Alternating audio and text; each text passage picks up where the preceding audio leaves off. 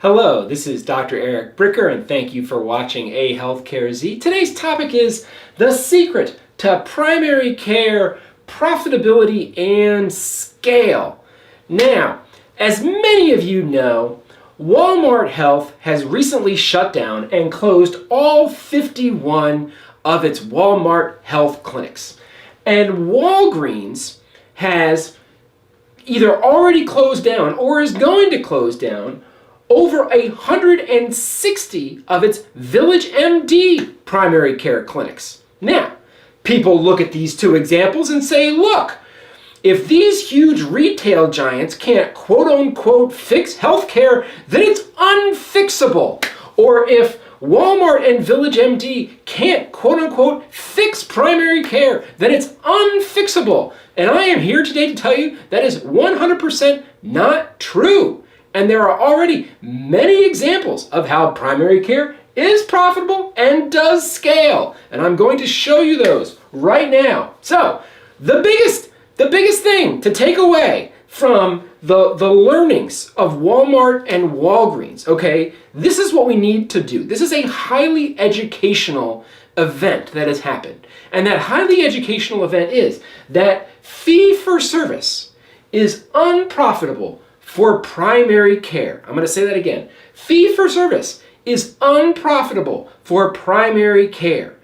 And that's because the value creation from primary care, from all the screenings and the prevention and the chronic disease management, is not then captured in terms of value extraction, in terms of revenue. Primary care from Walmart and Walgreens and VillageMD, I guarantee you that there were people in their 50s with undiagnosed diabetes, where Walmart and Walgreens VillageMD identified it and started treating it and created tremendous value for this 50-some-odd-year-old man or woman.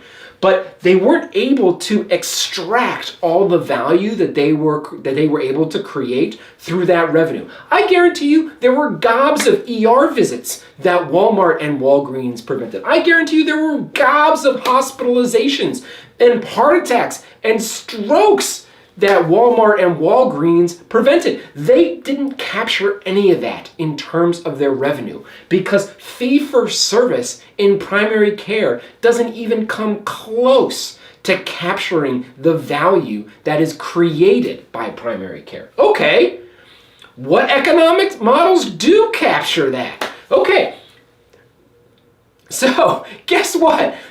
Many hospital systems have primary care at scale. Now, the way that those hospital systems capture value from primary care isn't from fee-for-service, from the actual provision of primary care. No, it's because primary care acts as a referral source for highly profitable specialty services like orthopedics, cancer, and cardiovascular services. Okay, so for hospital systems, it's like Costco, where you go in and you buy super cheap paper towels and toilet paper primary care, and then they make much more margin on the flat screen TV that you buy there, the flat screen TV cancer surgery or knee replacement that you have. Okay, so hospitals are just doing the Costco model of the loss leader of primary care, and guess what? That's how you make money from primary care, and that's how you scale primary care if you're a hospital system. Okay, now, what's another way that primary care scales and primary care is profitable? Well, it's under full risk Medicare Advantage. I will leave a link in the show notes to how I describe in detail how ChenMed is hugely profitable when they take on the full risk, the full capitated risk for Medicare Advantage patients. And then by keeping them healthier and keeping them out of the hospital and making sure they take their medications and making sure they have yoga at their clinics and they celebrate their birthdays and they provide transportation and they have food pantries. By doing all these wonderful things for seniors, they are more than profitable when they go at full risk. So in other words, they have a constant stream of revenue coming in for their patients. They're not billing fee for service. Likewise, direct primary care practices. I'll leave a link in the show notes to how direct primary care practices can be hugely profitable. All they need to do is charge about $80 to $100 per patient per month and have about 800 patients in their panel. And that direct primary care clinic can be hugely profitable and successful from a business standpoint. One might argue too that on-site clinics for employers, again, are like, they've been around, they've scaled, they're profitable, okay? So again, the employer is paying sort of a subscription model for that on-site clinic. The on-site clinic is not billing claims to the employer and providing fee for service. No, the employer is essentially paying a monthly fee for the operation of that clinic. Okay, now, so what does that mean? That means that in the primary care business, like providing a service and then getting paid for that service is not the economic model for the business. And guess what? That's actually incredibly common in business. So there's many other businesses where like they provide the service and the way that they make money is not by like what is obviously like charging for that service. Let me give you two examples. Marriott, the hotel company. Do they make money off of charging people to stay at their Marriott hotels? The answer is no, they don't make money off of that at all. Where does Marriott make all their profit margin? Off of the sale of alcohol. That's how Marriott makes all their money. They have hugely high margins off of the sale of alcohol at Marriott. You go there, you stay, you eat at their restaurant, you don't buy any alcohol. Marriott makes no money off of you.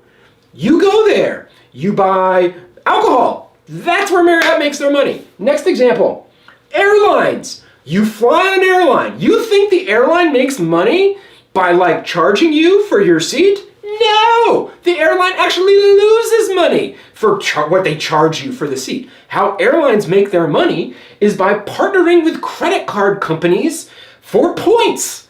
And so it's actually the issuance of high interest rate debt by the credit card companies, and they entice you to have more high interest debt through that credit card company because you can earn airline points. And then the airline's like, well, if you're going to offer points to these credit card people, then you need to give us some of that high margin, high interest rate debt that you're issuing to these credit card holders. And guess what? That's how it works. So here you have two major, the hotel industry and the airline industry, major services industries that don't make money, are not profitable by charging what they actually, at scale, their economic model is not by charging more than what it costs them to deliver the service. That's not how it works, okay? Now, let's think about other services businesses that actually do make money in fee for service, like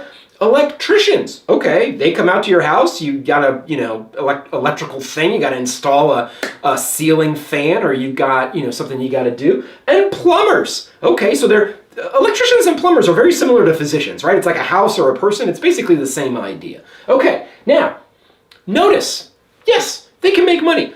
There are not huge nationwide electrician and plumbing companies. They're all local, small and medium-sized businesses. Aha! You mean to tell me that all these private equity firm and all these business people over the years, like, haven't looked at electricians and plumbers and be like, oh, well, if we could just scale electricians and plumbers, we would make gobs and gobs of money. No! Obviously, the investment world has looked at that business model and said, it doesn't work. It doesn't scale. Okay, what does scale? What service does scale? Pest control. We've got Terminix, we've got Orkin, we've got huge nationwide companies providing services. Why? Pest control is a subscription service with recurring revenue. Electricians and plumbers are not. That is the huge difference. This gets us to our punchline. The value extraction in healthcare is based upon all this value that's created by screening and prevention and chronic disease, and that is not captured through fee-for-service. It's captured in one of two ways. It's either captured in a recurring revenue stream, i.e. a subscription, where you're either taking on premium risk, like like running a Medicare Advantage plan or running an insurance company or being a partner like ChenMed, right? So you're either going to get it through premium or you're going to get it through a subscription. So you're either going to make primary care profitable through recurring revenue, or you're going to do the Marriott airline model where you're using primary care as enticement to high margin inelastic demand services like cancer surgery and cardiovascular care, and orthopedic services, okay? So basically, hospitals use the Marriott alcohol airline credit card company enticement to high margin inelastic demand model, and then full risk Medicare Advantage and direct primary care and on-site clinics, they use the premium recurring revenue subscription model. So who's gonna win in this business model for primary care? I don't know, but I can tell you right now who's not going to win. Who's not going to win is fee for service for primary care. It doesn't work. And that's my point for today. Thank you for watching AHealthcareZ.